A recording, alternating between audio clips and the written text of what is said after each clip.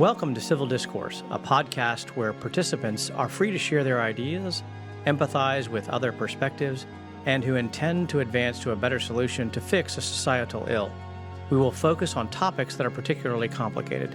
In a time where information is from sources more opinionated than ever, our mission is to find solutions and goals to accelerate the nation's progress with cultural impunity. I'm your host, Todd Furniss. Welcome to today's episode of Civil Discourse hosted by Todd Furniss. I am elated to have Amanda Schnetzer with me today. I've known Amanda for a long time and only recently in her current capacity, so I want to dive into that for a second. But before we get started, I want to remind everybody to like, share, and subscribe to the podcast. It's reliant on your support, so I'm grateful for it. And I think these conversations are really important, and they are not typical. They address complicated issues, and there's not really a good forum for that anymore on traditional media or even to some extent on the web. So I'm really grateful to you, Amanda, for joining us for this complicated discussion. Let's start off with your background, because you are not the typical person to be what you're doing. And I don't want to create a spoiler alert yet, but talk a little bit about your background, and then want to talk about your family and how you got involved in what you're doing right now. Great. Well, thank you very much for having me on Civil Discourse. I really am a fan of what you're doing and think it's important to have these conversations, especially with people you agree with, and even more so with people sometimes you'll disagree with. That's the kind of civil discourse we need. So thank you for providing that service to our community. So we can jump through the spoiler alert. I mean, you and I got to know each other over a shared interest in days past around U.S. foreign policy and national security and international trade and U.S. leadership in the world. I love the fact that we're now both focusing time and energy on some of the challenges we have here at home, specifically related to kind of health and wellness and systems of health and wellness in the U.S. So for background, I mean, the short story is that, I spent most of my career looking at policy-based solutions to tricky foreign policy problems, particularly around issues of human rights and human freedom, but always looking through a policy lens. How do you look to solve tough problems through policy? How do you bring diverse and sometimes high-level stakeholders together to address those problems and come up with solutions? So that is sort of baked into my DNA. What's different today is that out of a very personal experience, I have a child who has a moderate diagnosis of attention deficit hyperactivity disorder. We've been managing that and helping him manage it for 6 years now. And I began to think a lot about, well, yes, there are some policy issues here, but might be interesting at this point in my life to think about market-based solutions to some of the challenges that I'm seeing, in my case, through the lens of a family caring for a child with a special need, but also thinking about the challenges that other stakeholders have in our healthcare system, trying to make sure people have access to the right care at the time that they need it, at a cost they can afford, and that actually gets meaningful and measurable outcomes for them. So I'm looking at a specific area of pediatric mental health care focused on children with attention deficit hyperactivity disorder. I'll stop there, but there's lots we can talk about. So let's just hit the pause button on that for just a second and recalibrate. So I am, in my book, I talk a lot about empowering women generally, because women make most of the healthcare decisions for not only our families, but also our country, in essence. And typically that's characterized as a focus group on what I would call broadly and affectionately soccer moms. I would assert you are anything but a soccer mom, in that you're somebody who's dealing with some of the most complex issues historically have been with the Committee on Foreign Relations, with the Bush Foundation, with others. And so this is not a normal segue from a career perspective to say, hey, wait a minute, I'm going to start dealing with healthcare issues, but for the fact that you're a concerned mother, and you're deeply concerned, as I believe all mothers are, and most fathers, I would say all fathers are, but some are, may not be, but as all mothers are, about the health and safety of your children. And so this almost, I would assert, biological compulsion to serve your child's best interests is one that has led you to try and solve the problem where other solutions may not exist. So I talked to Laura Murray last week and was really kind of impressed by her for a whole bunch of reasons. Obviously a pediatric psychologist with Johns Hopkins. And through the arc of the conversation, at some points there was the beginning of learning, the middle of hope, of the end of hope and despair, and a conclusion that said, hey, wait a minute, there's reason for optimism here because of the role of technology and how technology can help us with solving problems that our very, very broken mental health care establishment and industry can't solve. And so talk about, if you wouldn't mind, a little bit about how you recognize the absence of available services to serve your child's need. Yeah. Well, thank you for asking. I guess one thing I would say is never underestimate the power of a soccer mom. They are doers and problem solvers. I guess in my small way, I'm representing women in a couple of dimensions. I mean, one is a mother. I call myself kind of a parent expert in ADHD. I'm not a clinician. I'm not a researcher or academic, but I live it day to day. And that is a perspective that is incredibly important in our healthcare system writ large. I'm also representing women, I guess, as a first-time female founder. You see more and more of us trying to make our way as first-time founders, in my case of a digital health company.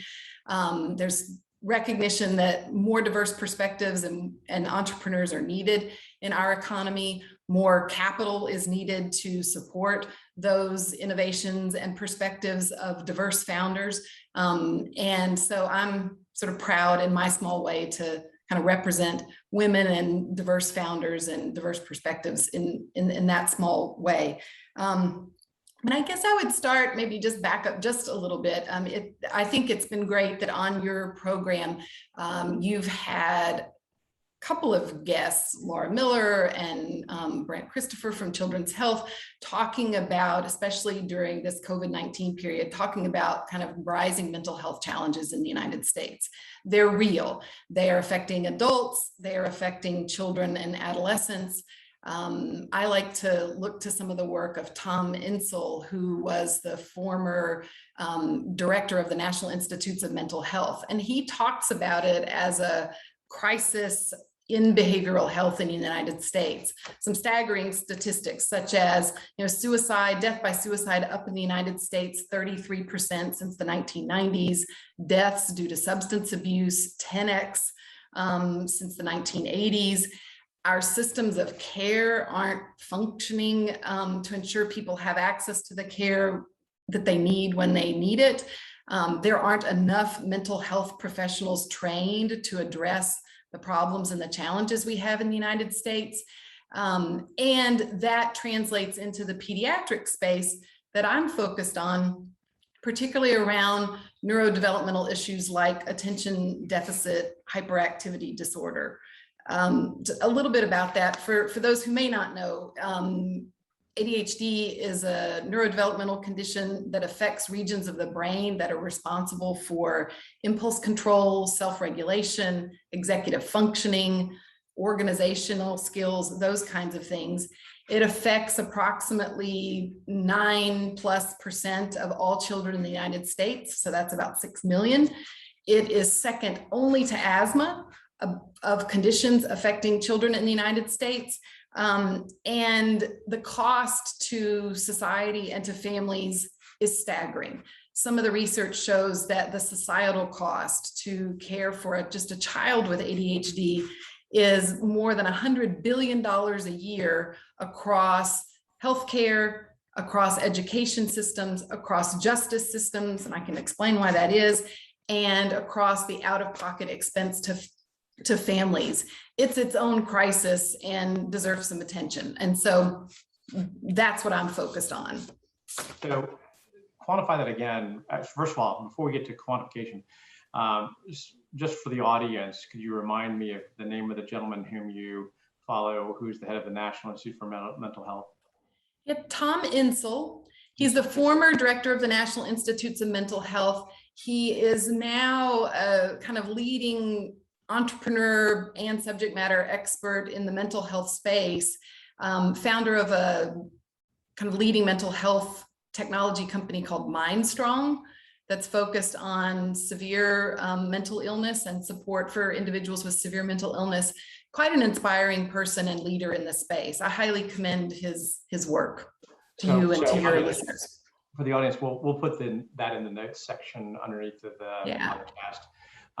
That's very helpful. Thank you. So in terms of quantification, how many children are affected by this, and then how many corresponding families, roughly, just in terms of numbers as opposed to percentages? Yeah, so there are different ways of measuring it. The data point that we use is that approximately 9.4% of all children in the United States have or have had a diagnosis of ADHD. So that's a little more than 6 million children affected at any given time, and between the ages of 2 and 17. So that does not include the adult population. Right. So that at the end of the day, if it's 6 million, you're talking about roughly a total affected population of at least 15 to 18 million people, right? Because we've got some single parents in there. So that's about a little less than 5% of our nation's population. The ripple effects of that are obviously significant. The reason I'm trying to quantify that is because we had Lisa Gable on the podcast, who's the CEO of the Above FAIR, the Food Allergy and Research Education Organization. And so we were talking about the impact of allergies on children. Very, very significant, obviously. So back to your journey, you obviously had your son diagnosed. Your son gets diagnosed, and I think this is more prevalent with boys, young boys, isn't it? So the diagnosis rates are roughly a little bit higher on boys than on girls. Boys tend to be diagnosed earlier. Girls tend to present in a way that they're often not diagnosed until they're more like tweens or teens. But but both are affected, but tend to be a little bit higher diagnosis rates for boys. Yes. So your son gets diagnosed. How old was he when he was diagnosed? He was somewhere between kindergarten and first grade. I'd gotten a call from a kindergarten teacher who could only say so much because they're not allowed by law and other to say things directly sometimes, who called and said, there may be an issue with your child. Here are some people to call within the school to talk about it. And that set us on kind of a winding journey and a scary journey of what's going on, what is ADHD, is it real? Because there's a lot of misinformation about ADHD. It is real, and it does have real impacts on individuals and families. And it set us on kind of this winding path of trying to figure out, well, who should we go see? Should we see a psychiatrist, a psychologist, our pediatrician? Who should do the assessment and diagnosis? What does the assessment and diagnosis mean? What does that mean in terms of our interaction with the school? What is it going to cost? And then all the fear and anxiety that goes with being a parent, which is, and what are the short-term impacts? Because you can see them immediately in their progress in school or lack of progress, challenges making friends, challenges with behavior. They manifest themselves in all kinds of very immediate and tangible ways. But you also worry about when they become adults, because the majority of children will carry ADHD into their adulthood, and the challenges there become much more frightening in terms of 2 and 3x times higher instances of substance abuse, of car accidents, difficulty holding down a job. I mean, as young adults, 6x higher levels of unemployment as young adults if you have ADHD. So you begin to worry about the now, and you really worry about the later and the future. And we've been kind of on that journey. I will say, it's really important to say, we've been very blessed. We live in Dallas, 2-income family, blessed to have the resources to care for our child, blessed to be in a large metropolitan area where there are lots of different providers that we could choose from. Not everybody, in fact, most people probably don't have those benefits.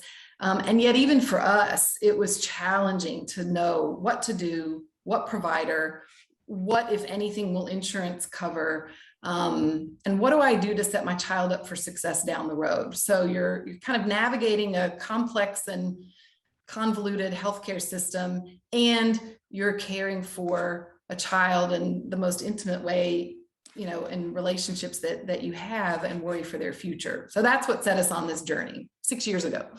So your husband is, first of all, you and your husband are obviously married for a long time, very healthy, nuclear family.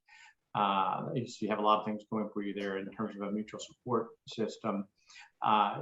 Your husband, if I recall correctly, has not only a college degree, but a graduate degree too, right? Yes, we both do. Okay, and so we're talking about extremely educated, smart people dealing with a problem. And so let's walk through, okay, you get the call from the school. What happens next? I mean, I want to do a really linear, serial discussion, because I think the people who are struggling, I think they've got to feel so alone and so challenged with a sense of hopelessness and uncertainty and fear and all these really, really difficult emotions. And so everybody doesn't have the intellectual or cognitive capabilities that you and your husband do to tackle this. So I think it'd be very helpful for them to learn how you stepped through this process to get to where you are today. But just broadly, so ring, phone, phone from school. Next call is probably to your husband, and then what happens? Yeah, it's on the one hand, you sort of go into, there's a part of you that there's a little bit of relief that you're on a path that sort of starts to help explain things you're seeing in the behavior of your child. On the other hand, you're thrust into sort of trying to navigate. So the journey tends to go something like this. You get a call, usually from the school, because that's where your children spend most of the time. There's an issue around behavior. Can't quite say what it is. Might be a good idea to have your child evaluated. If you've got a school or a school system that has done a lot to educate teachers and administrators and counselors, and they're well equipped to respond, you might find very good support systems to help sort of give you a bit of a pathway. If you don't, was this a public school or a private school? In our case, a parochial school. The requirements of private and parochial schools versus public schools in the United States in terms of how they must respond, whether they need to respond to be helpful, are different. In some ways, you're almost better off being in a public school if your child has ADHD or other learning or mental health challenges. You're almost better off being in public schools for a whole host of reasons. But just give me one or two of those big reasons. Why would that be? Well, by law, if you present to the school that there may be a problem, there are requirements in place that a school system must respond within a certain period of time to help a family get an evaluation for what is going on, and then come up with a plan. Private parochial schools are not subject to the same requirements, though some are very well equipped, including the school that our son goes to now, to help respond to those issues. Others are not. That's kind of what I mean. But what happens is you're sort of thrust into trying to figure out, okay, who do I go to? Do I go to my pediatrician? Do I need a psychologist? Do I need a psychiatrist? Do I need someone else to help do an assessment and evaluation? And then once I have that, into that process, there are lots of people to coordinate, perspectives that feed in from schools and teachers, perspectives that do feed in from your pediatrician, perspectives of the family to try to help assess what's going on. And then, does your child meet the standards for a clinical diagnosis of having ADHD? And it is a clinical diagnosis. So you need So what was the first step you took? We started talking to friends and family. Where would you go? And of course, the first answer you get is usually like, here are the two people I would go to, the best of the best, probably some of the most expensive places and to go for that evaluation. And so that's where we went because we wanted the best. So we went to the best, but we didn't know we could have gone to the pediatrician to ask for a diagnosis. We could have gone to our public school, even though we don't go to public schools. We could have gone to our public school, our local neighborhood public school, and asked for assessment because our taxpayer dollars are supporting that. Most people don't know that. We didn't know it. So we found the best clinical psychologist we could in Dallas that could evaluate our child and help us kind of plot a path forward. So let's assume for the moment that you've met your deductible and you now go to the child psychologist. Is that covered? No. In the United States, most mental health care professionals are not affiliated with insurance systems. So you're at a minimum paying out of network if you can't find someone who is within insurance. Which means that the cost is significantly higher. You may be able, under your insurance policy, to file a claim and get portions of the care and treatment reimbursed. But there's a little bit of a disconnect in this country, and I don't think it applies just to ADHD. You know, the American Academies of Pediatrics has very clear recommendations about assessment, evaluation, and diagnosis of ADHD, and recommended care and treatment paths depending on the age and the severity of the condition. Those recommendations, what is known from research and clinical work about what, generally speaking, are the best treatment paths for a condition like ADHD, don't align well with what our insurance system says they will cover. On top of that, the mental health professionals are not necessarily affiliated with insurance. And so as a parent, you're sort of navigating, constantly being in and out of network and trying to figure out what would insurance cover, what won't it cover, how much can I afford? And even in our case, we sort of rationed mental health care because it's so expensive. We said, well, we could probably go twice a month instead of 4 times a month in the beginning, because you're trying to get the best care, but you're also trying to manage the fairly overwhelming cost at times. So just the sessions with a psychologist, the mental health professional, can run $200 to $400+ an hour. Is that about right? Average, it depends on your metropolitan, it depends on where you live, but the average in the United States is about $130 an hour for mental health professional. You go to a city like Dallas or San Francisco or New York, you're closer to $200 an hour or more. Okay. So first step is get the assessment. Choices are psychologist, psychiatrist, or public school. You've now got the assessment, and what does the assessment say? Assessment says you've got a clinical diagnosis of ADHD. You need to think about sort of how to manage care and treatment in the school, care and treatment at home, care and treatment in kind of social settings that your child is in. And there are sort of some fairly clear recommendations that are not always clear to parents about what that care and treatment looks like. The general recommendation, depending on age, is a combination of medication and behavioral therapies or psychosocial therapies. More children than not who have ADHD in the United States are receiving medication, so prescribed medication for ADHD, less than a third have ever received any kind of psychosocial or behavioral treatment.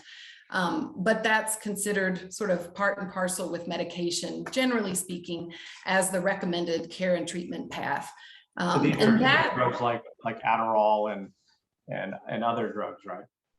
So there are both stimulant and non-stimulant classes of drugs that are used. Some children respond better to some drugs.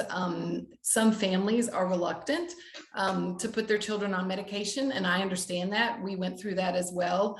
You know, all of these system problems, what happens is they sort of boil down to this at the family level.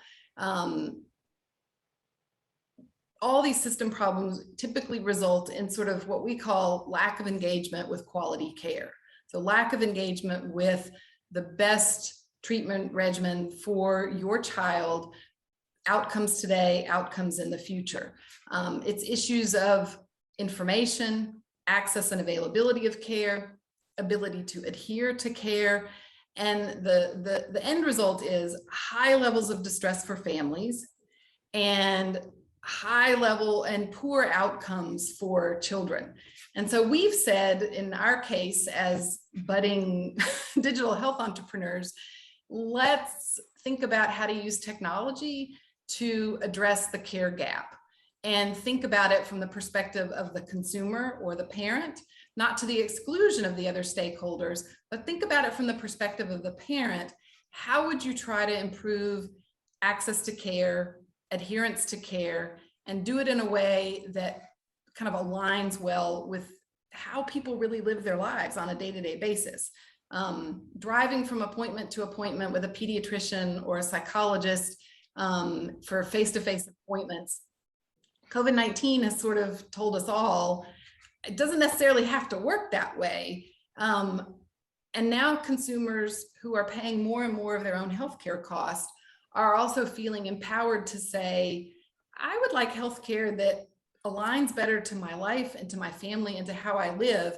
And we've said at our house, that includes ADHD. And so let's think about technology-driven solutions to some of these challenges. That would include things like telehealth and doing this online with video and like. Yes. Do you have other children? I have only one child. Okay. He keeps us I was busy. wondering if there were some other effects to others in your family, which obviously is significant for you and your husband. There are for us, but there are for others. So the family dynamic, when you have a child with any kind of special need, including ADHD, the family dynamic is often very stressed. Earlier this summer, we did a survey of parents of children with ADHD and asked, where do you spend your time and what do you find the most challenging in your day-to-day life? Top three answers consistently, they were the stress and strain on their family, number one concern that they have, a number one problem, how to develop structure and manage kind of day-to-day life with their child, and how to ensure their child is successful in school. So those are the sort of top three challenges and sources of distress for families. Right. So now we've got an assessment, a relationship with a care provider or several, and presumably a protocol, meaning here's how we're going to tackle this problem. Here are the steps we're going to take. That'll include the following things. And your observation, you had an epiphany at some point. You said, hey, wait a minute. Yeah. I'm not the only one dealing with this. And I think that there's more to this story, and there are more tools available to us in this rapidly evolving world that can step and bridge the gap where the broken mental health care system isn't working, and we desperately need a market-based solution, and we desperately need others to participate in the solution and drive a new way of handling things. Mm-hmm. So what did you do then? Well, I will say, my story is one of, there are so many COVID moments that people have had. I'd been thinking about this problem in a more serious way for a year or more.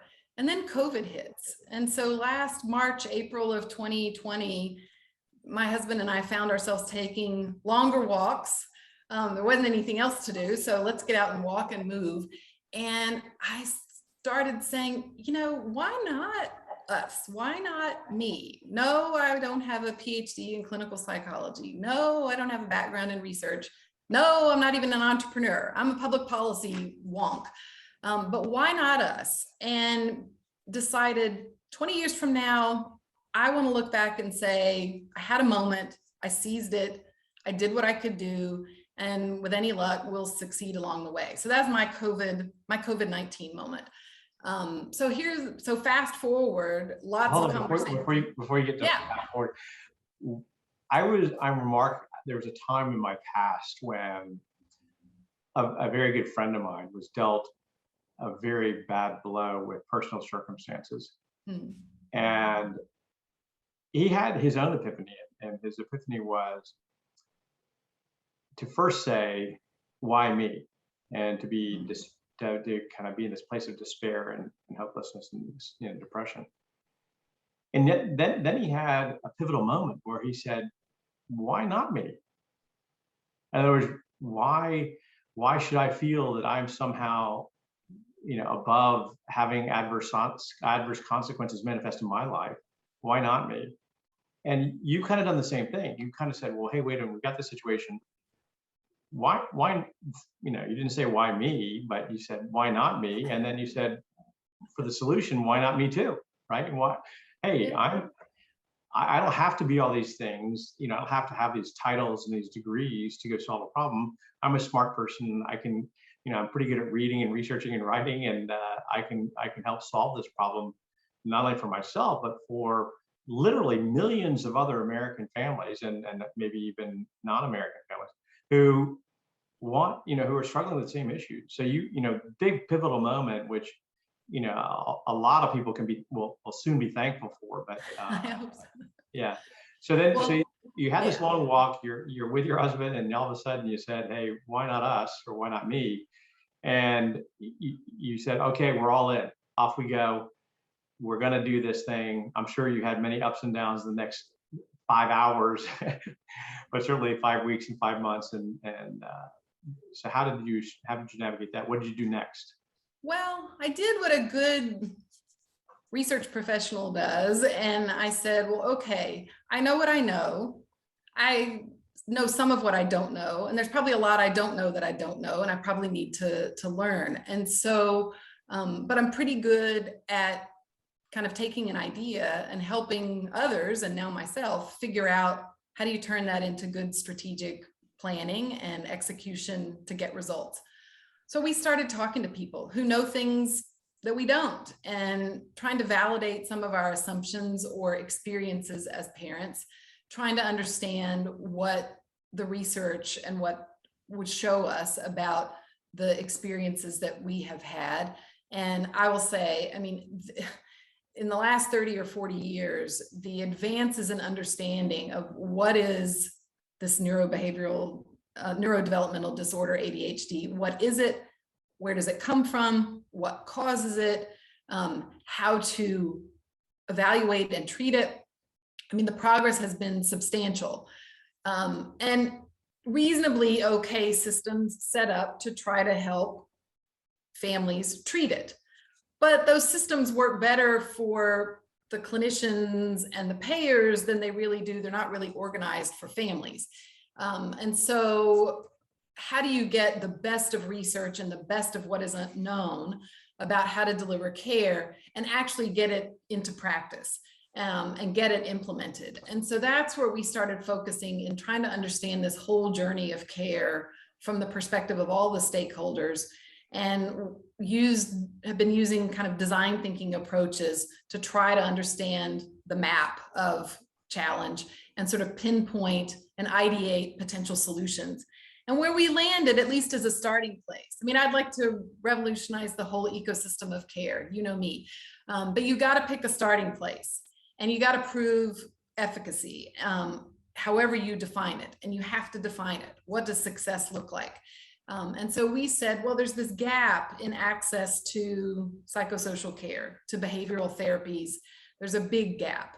How do you start to address that gap? And so we started asking, and people who are now our advisors, 2 clinical psychologists, 1 neuroscientist, what could, that is known to be evidence-based treatment strategies for children with ADHD, what would happen if you started to translate some of those evidence-based interventions into a digital environment?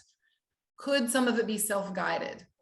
What meets the water's edge between self-guided and you need trained professional support? And we kind of began to hone in on a starting place for a company that is now known as FirstThen. First do this, then do that. We do that a lot at our house. So the company is called FirstThen, and we are working on the development of scalable digital interventions that empower families with self-guided care strategies, and eventually we'll connect that up to different kinds of coaching and therapy services as well.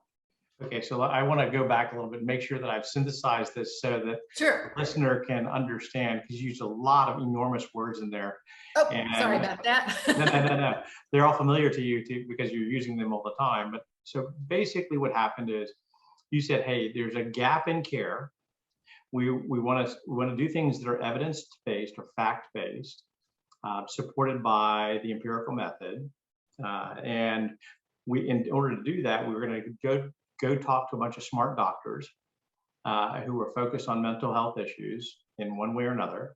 We're going to look at a bunch of research, and then we're going to develop an app that will help people fill the gap in care that's not currently being provided in a way that's helpful to families by the existing mental health care establishment. Is that fair to say? That is fair to say. Okay, so then what you did is you said, hey, wait a minute, I've got an idea.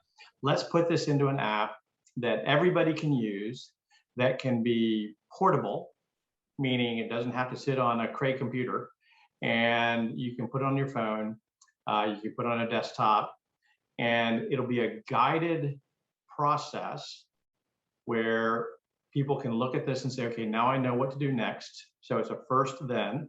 First, I'm going to do this, and then I'm going to do the following thing. And it guides you through.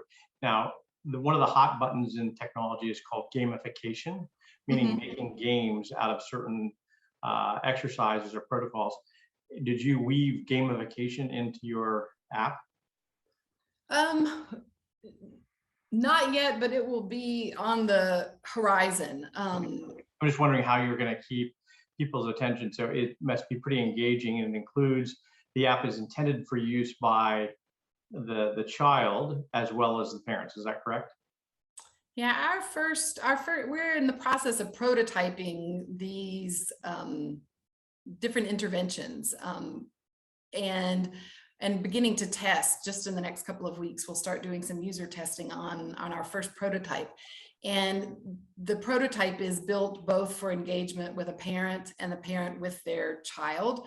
There are aspects of psychoeducation, so basic education. I need to learn something. So the evidence-based framework, let me say that, the evidence-based framework that is known to work inside or outside of technology is how do you help people build skill and knowledge?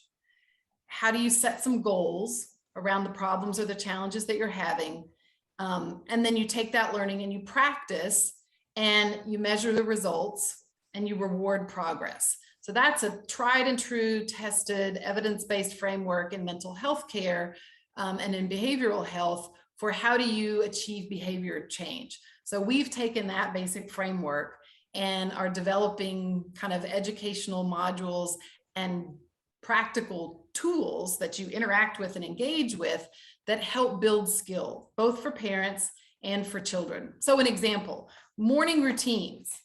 Morning routines are challenging for most families. So let's just get that out of the way. If you're adult on your own, or if you've got 5 kids, mornings are hard, unless you're just a morning person, which I am, and they're still hard. So morning routines are hard. If you have a child with ADHD, they're even harder, because you're asking a child that has challenges with motivation, organization, planning, execution, attention, to get up, get dressed, brush their teeth and hair, have breakfast, get their shoes on, get out the door. Well, in families like mine, that can take inordinate amounts of time and create lots of frustration in the family. So a tried and true intervention to support families that have these challenges is there's some basic things that you can learn about organizing the morning for your child, and they can practice and they can get better and learn, and you can create change in the brain, to create, as you create external structures to help the brain adapt to its lack of internal structure. So go one step further and describe what that might look like. So getting ready for the following day, or getting ready for the day. Yeah, so things that parents can learn. For example, first thing you think about is what the kind of the ABCs of behavior: antecedents, behaviors, consequences. What's happening that's creating, if it takes your child 30 minutes just to put on their clothes in the morning, well, what might be contributing to that? First thing that might be contributing to that is they've got to go to the closet, and you're expecting your 5-year-old to pick out their own clothes. So lay out their clothes the night before, put it all next to the bed, decide what they're going to wear, and have that plan in place so that when your child wakes up and gets out of bed, there's no discussion, debate, argument, or anything about what they're going to put on for the day. Those are things that, yes, they're intuitive, but they're also really important strategies for families to learn and then put in place and then practice. And practice with an ADHD child is really key, because you are learning and, in a sense, activating parts of the brain that are more challenged to execute on those activities. And so a lot of that, if you go to a therapist's office, you'll learn in a face-to-face meeting in a therapist's office, and then they'll say, okay, go home and implement that. Go home and practice the morning schedule using these techniques and tools, and then come back and report on that to me. Well, there's a long gap in the life of a family between that appointment and 2 weeks later or 3 weeks later when they come back to see the therapist again. And so with our app, we are saying there's a lot that we can do to take the slack and the inefficiency out of the process by building these tools in an app-based environment so that you don't have to DIY things anymore. The learning is there, the practice tools are there, the data, which is key, the data on your progress is there so that you can see real-time results as they happen. And along the way, you motivate and reward and encourage both the parent and the child through the process. So I can imagine that something like Alexa may also be helpful, where you're actually using prompts through a speaker. That would be helpful as well. It's really interesting. So you're taking a very, very robust approach, very science-based approach to building out a very, what I would call, robust app that will be very helpful for lots of people. When do you think you'll finish your trials, and when do you think you'll have your app available on the current plan? That's a great question. Using a design thinking approach, we're sort of building and iterating. And so we're at the stage quite early where we have prototyped an intervention around morning routines. We are preparing to do user testing and get feedback.